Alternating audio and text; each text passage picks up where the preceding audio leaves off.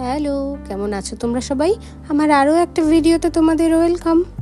বাপি সকাল সকালই এনে দিয়েছিল তাল শাঁস, আর মামুনি সেটা কাটা শুরু করতে করতে আমি বানাতে শুরু করলাম এই লস্যিটা।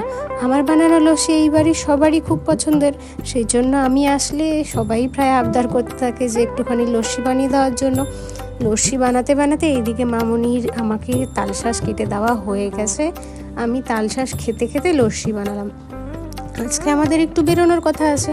সকাল থেকে শুরু হয়ে গেছে ভীষণ হাওয়া, তারপর একটু পর থেকে মনে হয় বৃষ্টিও হবে, আর এই বৃষ্টি শুরু হয়ে গেছে। আজকে আমাদের যাওয়ার কথা দিদির বাড়িতে, আর এদিকের বৃষ্টিও শুরু হয়ে গেছে, তাই ভাবছিলাম যাওয়া হবে কি না, কিন্তু কোথায় কি একটু পর সব বৃষ্টি থেমে গেল, আর আমরাও বেরিয়ে পড়লাম। দুটো অটো চেঞ্জ করে চলে আসলাম নদীর ঘাটে।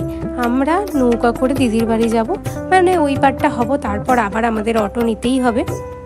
এই নৌকা করে আমি বরমশাইয়ের সঙ্গে অনেকবার ঘুরতে আসলেও কখনো নৌকা চেপে ওই পারে যাইনি। এই পার থেকে ওই পার দেখাই যায়, খুবই অল্প রাস্তা।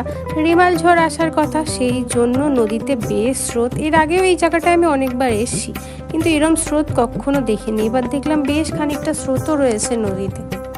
নৌকাতে আমরা অপেক্ষাই করছিলাম, কারণ কি নৌকা চালু হওয়ার 5-7 মিনিটের মধ্যেই আমরা পৌঁছে যাই। 5 মিনিটের মধ্যেই আমরা ওই পারে পৌঁছে যাই। ওই যে পারে নৌকা দেখতে পাচ্ছ, ওইখানেই আমাদের যাওয়ার। তারপর নৌকা থেকে নেমে আমরা অটোতে উঠে চলে আসলাম কাটিহার বাজারে। এখান থেকে আবার দিদির বাড়ি শিশুতলা, তো মানে বসিরহাটে, তো সেইখানে আমাদের আবার যেতে হয়েছিল টোটো করে। তো যাই হোক, তারপরে গেলাম দিদির বাড়ি। দিদির বাড়িতে যাওয়ার পরে দেখলাম ওখানেও সকালবেলা বেশ বৃষ্টি হয়েছে।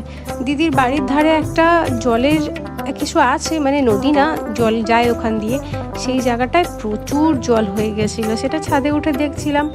তারপরে দিদির বাড়িতে খাওয়া দাওয়া করে আমরা টোটো করেই বেরিয়ে পড়ি বাড়ি আসার জন্য, কেন কি তার মাঝখানে বেশ অনেকবার বৃষ্টি হয়েছে, আর আকাশের পরিস্থিতিও ভালো লাগছিল না আমাদের।